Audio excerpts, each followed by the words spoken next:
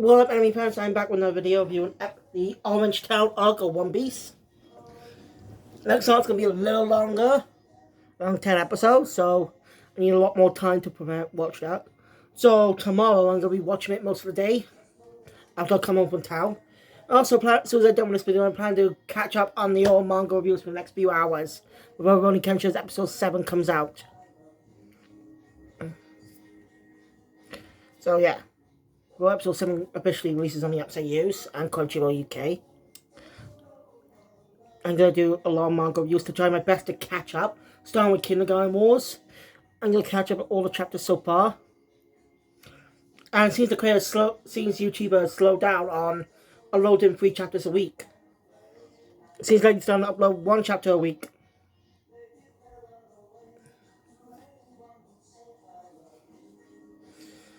So yeah.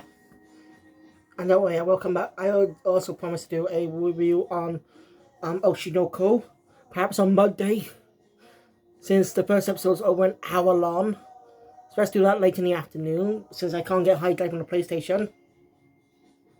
Just sad. Get on my phone, I can watch it downstairs on the Fire Stick. But specific things it's available on. Same with Paramount Plus. Oh.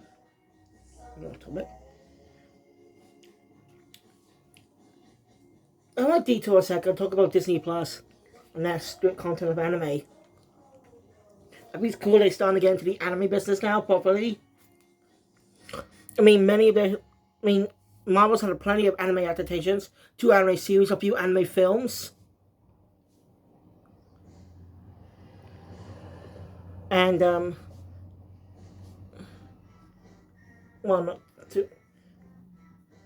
along with Disney's Star Wars Vision, Season 1 having an entirety of entire anime studios create their own episodes of the anthology.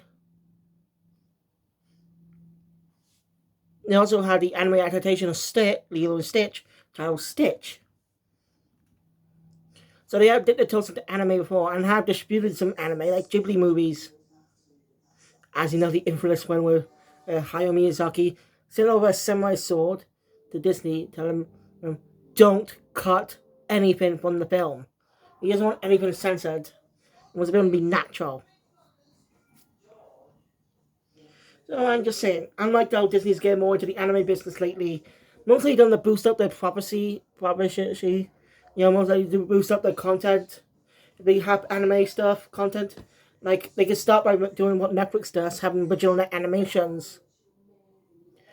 Dispute original anime. But boost up their streaming platform. Since they're losing a lot of subscribers, let's include more anime fans. Since now they've got Bleach on there, along with the second season of Kodansha's Tokyo Revengers.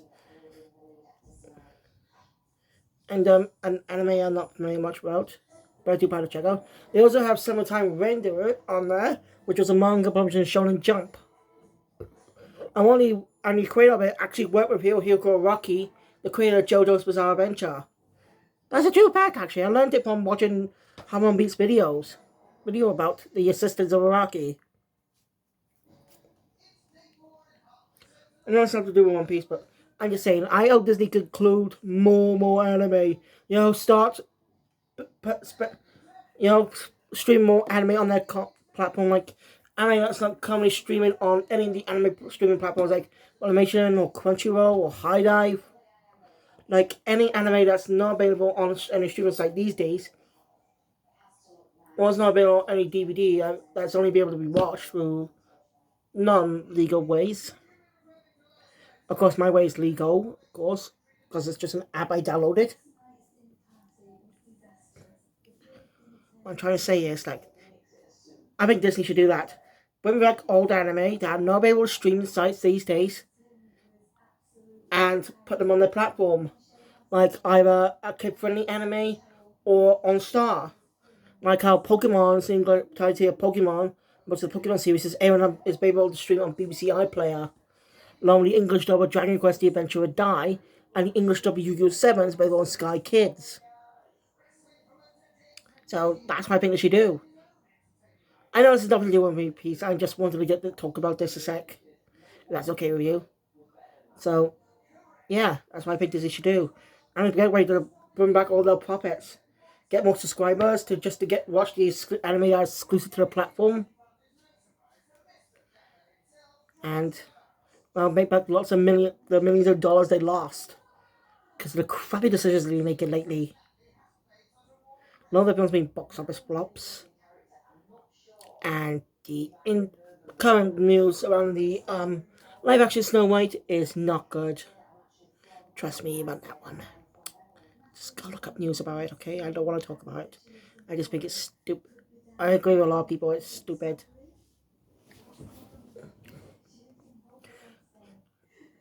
So yeah, don't know why Disney doesn't even. They have Future Avengers on Disney Plus UK, but they don't have the entirety of Discworld. If you don't know, Discworld is in another Marvel anime, which was done by Toei Animation. With using the same animation team, using the same team behind Dragon Ball Super. We can find that anime, just go give it a watch. It's not that bad.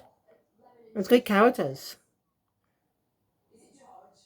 I get wish Disney does put it on a streaming site. Because, seriously. I mean, I did plan to do a review on that someday. I kept watching it, but kept getting off. I don't know why. Right. Enough about that. Let's get into the Orange Town arc. So, the arc opens up with a. So, episode 4 of the anime is actually adapts chapter 1 in the manga. That has some new filler some anime original sequences to tie into it. Especially Luffy's origin. But I like how the anime did it a little better because it keeps Luffy a little more mysterious at the start. Like, wondering, what's this chap's. Like, you want to follow this chap. You really like him endearing. And just learn about his origins a little bit later. I like it when anime do that. I like it when anime do that. Look at World Trigger, for example. We don't learn about the character of Yuma. Backstory. We learn he's a weird kid that looks short with white hair and has his own trigger. We don't discover his past until much later in the story. Like, we know he's a neighbor, but we learn his story a little bit later on. I like it when manga stories do that. I'm never against Oda's writing, okay? I just prefer the anime version of the story. I promise to get back to the manga at some point. Because I get a review the Super Village arc version of the manga. The manga version of the arc. Because that's the next arc I'm going to be reviewing too. So it's best to get to review the arc once I catch up on most of the stuff I'm missing. Anyway. So yeah, about how Luffy made a promise to a man named Shanks. Shanks was disliked to say Luffy. Even losing his own arm. Oh well. Luffy vows to become king of the pirates, become a great pirate. Shanks gives Luffy his hat, which is very important to him. Saying once he becomes a great pirate, he can come and give that back. That's out Luffy's new journey. That's out Luffy's journey. Become king of the pirates. It's a good faithful adaptation too. Just some scenes slightly cut because they did cut some parts of the manga. Like a scene where Luffy is talking to other villagers after eating the devil fruit. And the devil fruit belonged to Shanks, and Luffy ate it out of frustration not knowing it was a devil fruit. And that gave him the Gomu no. That's how he says it in Japanese. I say to Mayumi Tanaka does a bad voice years later than she did back then, in my opinion. Of course, I plan to cover other shonen anime soon. Like, I'm thinking about covering Yu Yu Hakusho at some point. But, like I said, I'm going to cover that around late November. Because of the live action adaptations released in December. So yeah. Should literally just review One Piece a little bit earlier. Redo my reviews a little bit earlier on. Because it'd be saving enough time. When I'm getting up to the East Blue Saga, if I get through it in enough 2 days, I'll be able to do it. So I think the local arc's shorter. the Baratie, I think Arnold's Park arc, it might be long. I don't know. I can't remember. I checked the next two arcs, they're long. The next is 10 episodes, the other is 12. So, yeah, I'm going to watch those on specific days. Like, I could easily get through the next arc tomorrow and spend all day watching the next arc on Saturday. Because that would be a little easier. Of course, I'll check out how long the Arnold Park arc is. So I'm going to check how long it is. Anyway, after the flashback, Luffy accidentally gets stuck, gets taken away by a bird, ends up in a meeting a girl, mysterious redhead girl, who in the anime has been appearing before. Like, the anime actually adds her into the series before her debut.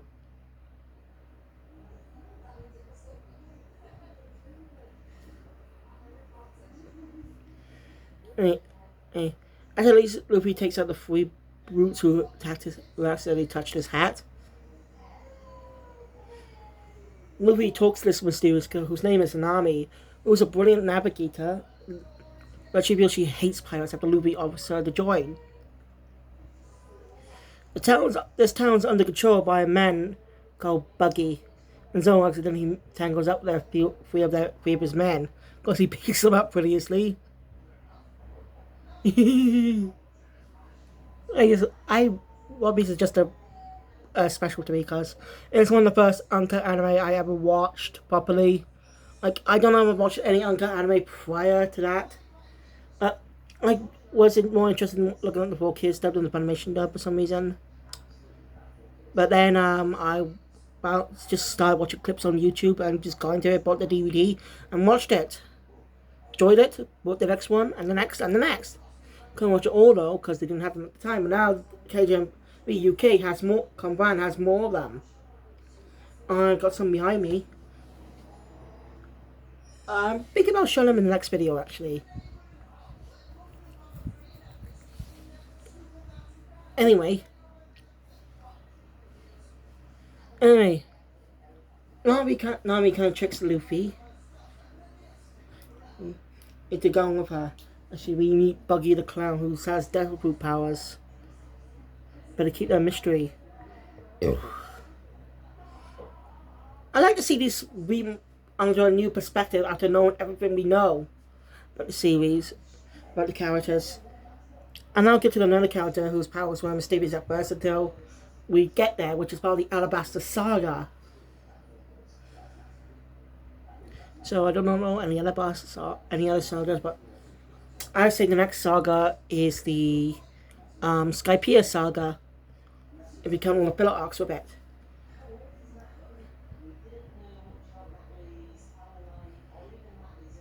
I assume the saga that came after that is the Fishman Island Saga.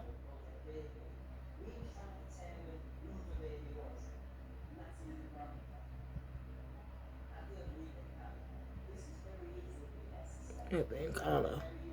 No, wait, the Water 7 Saga came after before that. Yeah, they got the Water 7 Saga, which ends with the Return to Water 7 arc. Anyway, off topic. Nami's after the map to the Grand Line, which Buggy has stolen, which we got knowledge of in a prior episode. Yes!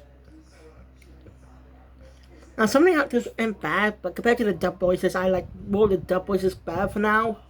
But that may grow, I may change my opinion on it if I keep watching the Japanese content. I played a lot of One Piece games since they're only in Japanese. One of my favorites is World Seeker so far, mainly because of its story. The gameplay is repetitive, and the second DLC is just fucking stupid and tough. Like, it's very tough for a DLC.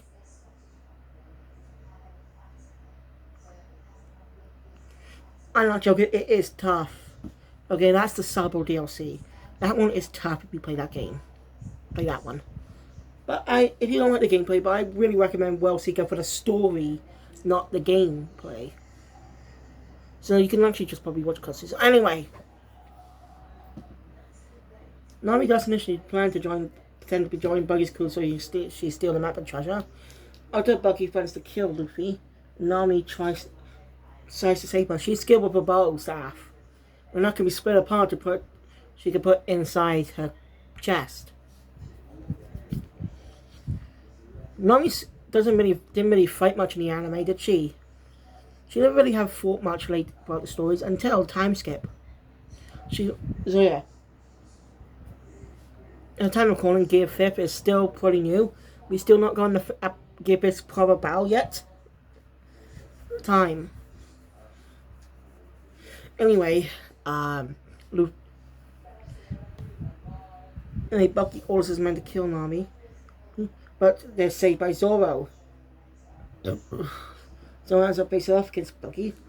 Zoro thinks he easily won, let his guard down, but Bucky stabbed him in from behind, ruining his devil fruit power, the Chop Chop fruit. By using the Bucky Ball's destruction, the free trio managed to escape. And that went to a pet store, meeting the mayor, who helps look after a dog that waits there, Shoo Shoo, who's almost tragically passed away, and has been guarding that store ever since. It's kind of the story of Hachiko, or Bachiko, whatever his name is, a dog who waited for his master until the day he died.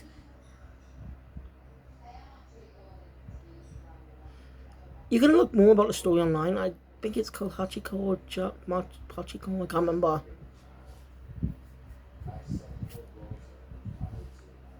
Anyway, so the pet shop is more of the dog of Choo Choo's treasure, which Luffy understands, which is because of his hat. Anyway, Buggy sends out one of his men to take him down. Beast Team Emoji. Nami and the man manage to get away when Luffy is attacked in the cage. He manages to survive, and the lion that just destroys Shoo Shoo does his best to get the store from Moji, and then gets brutally injured and the store gets burnt down. Billy sees that horror and goes and beats up Mochi. Nami's definitely upset about this. You know, she just believes all pirates since a pirate kills someone very important to her, which we'll get to learn in 3 arcs. It's one of the most iconic moments out there. Hopefully by the time I'm done with the East Blue Saga, I'm going to do a real proper review on the entire saga. Before the live action One Piece comes out on August 31st. Which is 2 weeks from now. 2 weeks, 2 weeks today. I mean, Luffy understands Choo Choo's pain. He managed to save one bit of dog poop from the shop. Treasure. Show a bit of respect. The mayor's wanting to go face up against Buggy runs off. Now he apologizes to Luffy. But Luffy doesn't care. Anyway, Zoro's managed to wake up still a little injured, but managed to fight. And they face off and the man's gonna get himself killed, so Luffy knocks him out with Buggy and calls Buggy a big nose. Zoro ends up racing against a man named Kapachi, who's an acrobat and is playing dirty by targeting Zoro's wounds. In the end though, Zoro beat him up. What's it the Onigiri him? And that's the first time Zoro ever said Onigiri. And that's the first time he's ever said one of his attacks. So yeah, Zoro's attack names have Onigiri in it. Rice ball. I never really tried a rice ball. I never really had regular rice, did I? Yeah. Seeing it all anime makes me want to try one. But Japan does have some weird flavors. Like I'm sure Japanese does have some Japanese sweets there. Or maybe other stores do, I don't know. But I like how the UK is basically more Japanese culture in a way. By including some things in the stores. Anyway, Luffy now faces up against Buggy. After Luffy's hat gets damaged, Buggy reveals he knew Redhead Shanks and they were part of the same crew, which it gets more expanded on later on in the series.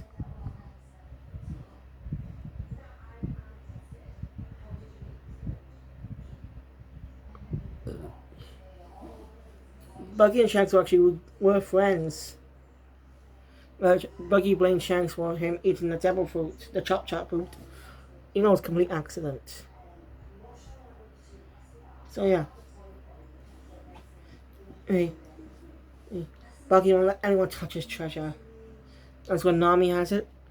And Luffy kicks his balls. Literally. Because you want to find what changes that were made by the 4Kids dub, I suggest checking out the entire video series by Ratnath.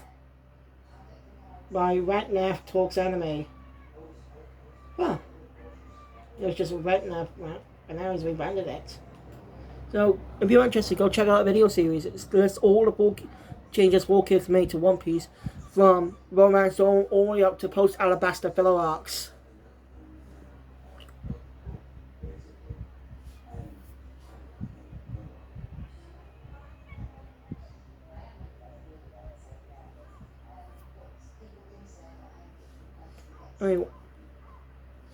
Anyway, the clever thing is on Nami, studying up most of his body parts, Luffy easily beats the crap out of the Buggy, blasts him in the way like Team Rocket on a typical Tuesday. Looks like Buggy's blasting off again. I know. I grew up with Pokemon. Okay, Team Rocket are just iconic. I miss them. I really do. Anyway, actually, Nami decides to stick with Luffy for now.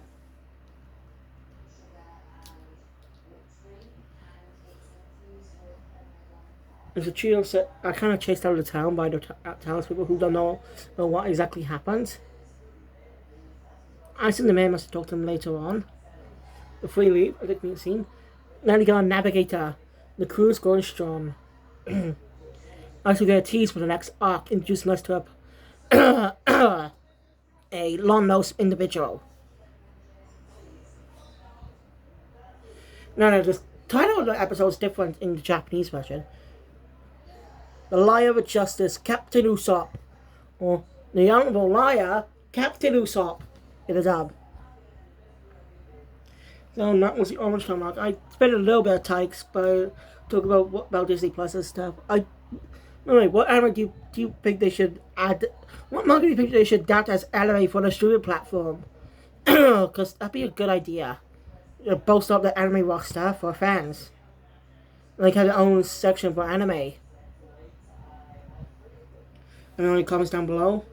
Let me know your thoughts in the comments down below. Along with your thoughts on which arc in East Blue Saga is your favourite.